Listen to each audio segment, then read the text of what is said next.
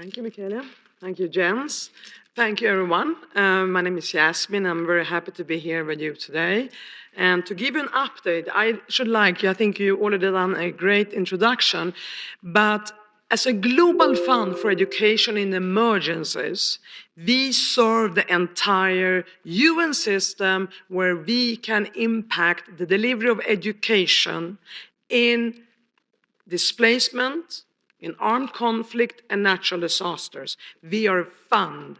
Our job is to raise the resources, the political commitment, and to help implement the UNSC's reform of working together, or the new way of working and bridging the humanitarian and development nexus. And I should also add that we are very inclusive of engaging, of course, with host governments and civil society and local communities.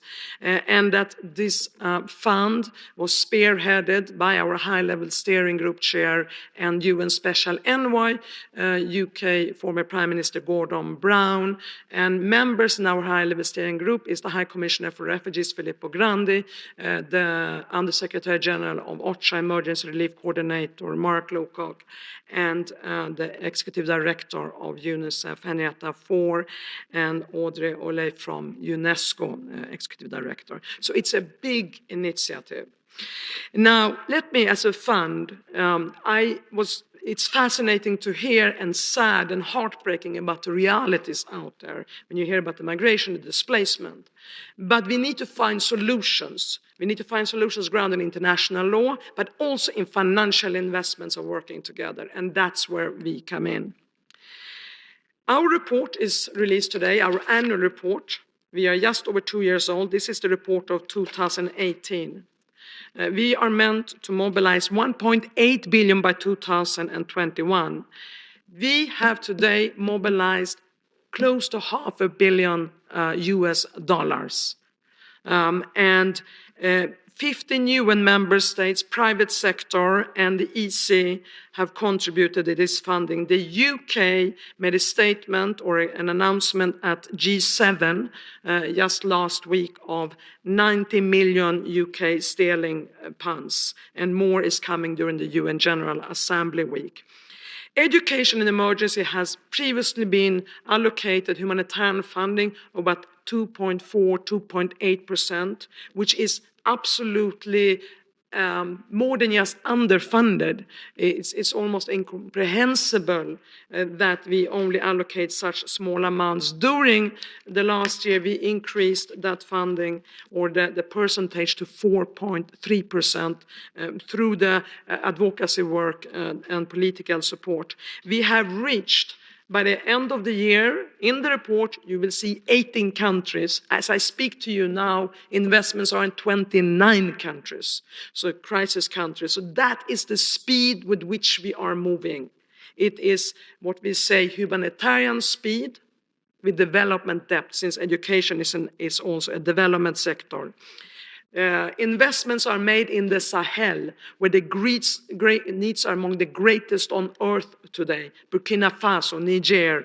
We have just made investments in Cameroon, where children have not gone to school for 2 years as a part of war methods and means of warfare. Afghanistan, working with the government, bringing girls back to school. The displacements in DRC, making sure that they don't wait for education until the conflict comes to an end. And we see also and this has been made possible, as I said, through the new way of working and bringing humanitarian and development actors together.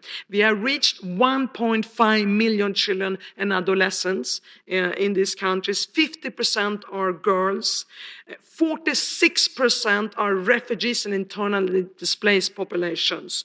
And that also gives me an opportunity to re-announce, because I think the press release from UNHCR went out this morning, our dear friends in UNHCR and partners who just released the report, Stepping Up Refugee Education in Crisis.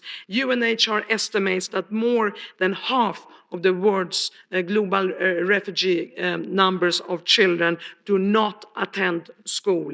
And of course, with our goal set at achieving the SDG by 2030, we all know that without education, not a single of those SDGs will be achieved. It's a very foundational sector. I will conclude here. Our report is so fresh, we have not even printed it yet. So it looks like this. It's there. It will be sent to all of you by emails with our press release. And we will have an audit briefing, an in-depth briefing to learn more about this new initiative that might change the way we move with speed to achieve the SDGs. On the 9th of September here in Geneva, my colleagues Martin and Marlin are here. We have also established a Geneva presence. Our headquarters is in New York, but we also have a presence in Geneva, so I look forward to meeting you more than once. And thank you very much, and I'm open to questions.